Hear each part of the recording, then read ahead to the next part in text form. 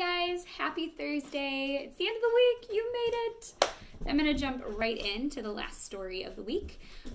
We're gonna pick up with several years down the road from Noah's story.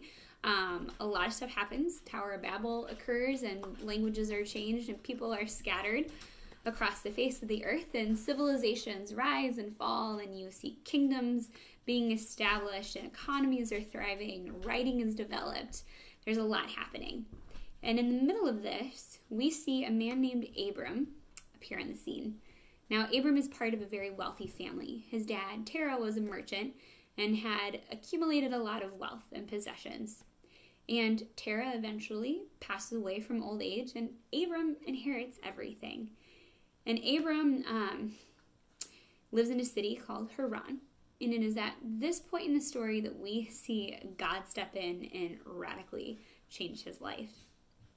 One night while Abram is out, probably watching his sheep, taking care of his flocks underneath the starry, starry sky, God speaks and tells him, Abram, I want you to leave your father's household and go to the land that I will show you. I'm going to make your name great and bless you, and you will be a blessing. I will bless those who bless you. I will curse those who curse you. And Abram says yes. And he goes faithfully because he trusts in God.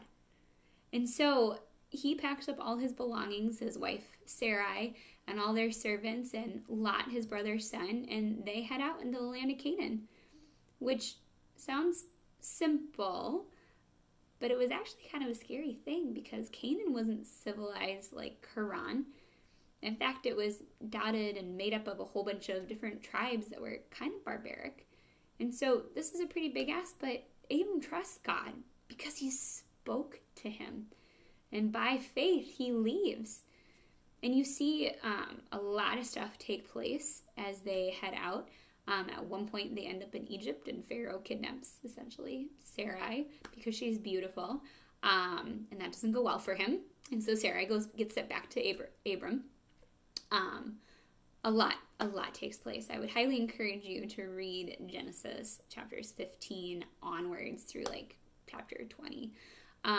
There's some pretty wild stuff that happens. But throughout the story, God appears to Abram time and time again and reaffirms this covenant and reaffirms this promise that he is going to make him into a blessing to the nations, and even says, I'm going to make you a great nation. But at one point, Abram says, hey, God, I don't know if you noticed, but I don't have a son, so how can this be? And God tells him, I'm going to change your name from Abram, exalted father, to Abraham, father of a multitude. And I'm going to give you a son. And so Abraham latches onto this promise, and he faithfully waits. He and Sarah, whose name is now Sarah, okay, God actually tells Sarah, I'm going to bless you and change your name to Sarah too. And so they kind of waver a little bit in the promise, and they actually have Sarah's servant Hagar have a son with Abraham, and they name him Ishmael. And Ishmael becomes significant in his own right, but God reminds them that, no, I promised that I would send a son through Sarah.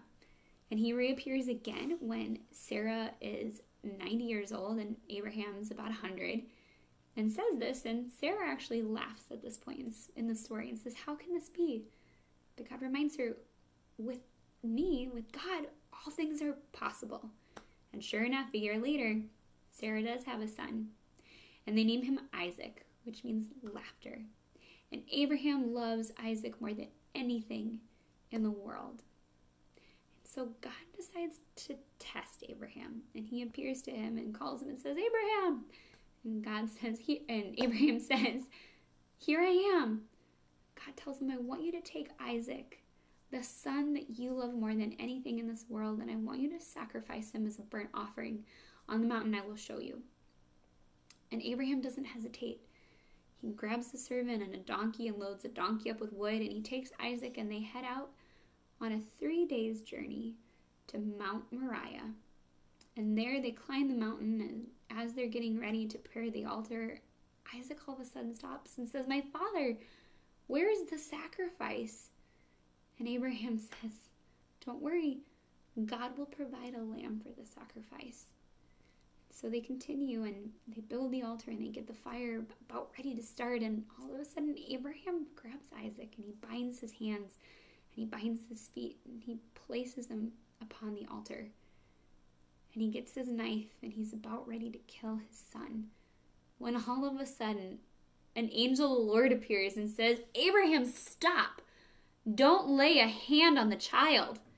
Let him go. And in that moment, Abraham and Isaac look up and there's a ram caught by his horns in a bush not too far off. And so Abraham quickly unties Isaac and they grab the ram and they sacrifice that instead. And God speaks again to Abraham in this moment and says, because I now know that you fear me and that you trust me above all else, I am going to make you into a great nation and I will bless you above and beyond everything that God has thus far promised. And God does fulfill that promise to Abraham. He does make him into a great nation. The nation that comes out of Abraham is the nation of Israel. They are still a nation today.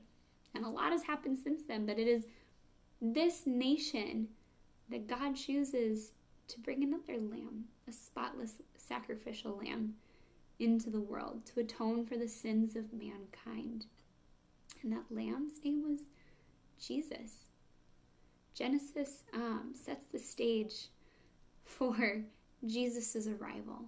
Abraham's story is reflected in the fact that God sends his son into the world, and he doesn't hesitate to sacrifice him to atone for humanity's sin so that we could be put back in right relationship with God.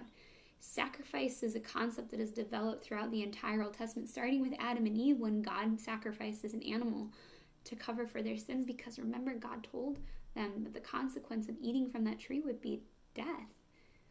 And they didn't die, but an animal died in their place. And you see this time and time and time again. And when we get to John 3:16 says, for God so loved the world that he gave his one and only begotten Son, that whosoever believes in him should not perish, but should have everlasting life.